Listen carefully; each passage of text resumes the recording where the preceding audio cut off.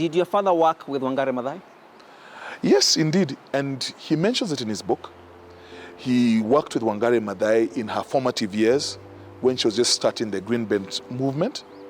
My father was Minister for Natural Resources in 2 stints.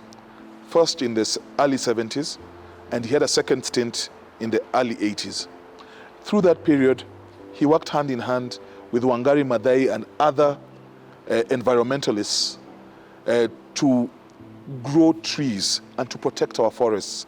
Indeed, I grew up knowing that Wangari Maathai came down to our home in Bondo a number of times for tree planting engagements with my father when he was Minister for Natural Resources. So there were buddies at arms?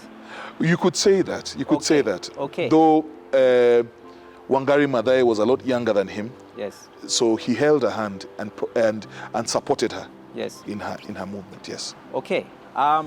Anyway, that I suppose is in keeping with his character, because even when he was at Egerton, yes, he pushed women into becoming agriculturists. So he was very, you could say he was very, how shall we put it, pro-women.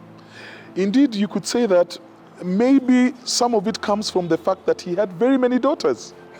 Yes. He had very many daughters, and anyone who reads the book will get to see that. Okay. Yes. So, in conclusion, how can the country honor Dr. William Odongo Omamo's legacy in agriculture? Well, I could say that one way of honoring him is by changing our philosophy of how we farm. My father had the philosophy of doing things big, Kaliech. If you want to reap big profits, farm in a big way. If you want to grow crops, grow them large scale so that you can take advantage of economies of scale and reap big results, Kaliech. Do not farm in a small way like a rabbit, Kapoyo. Farm Kaliech like an elephant.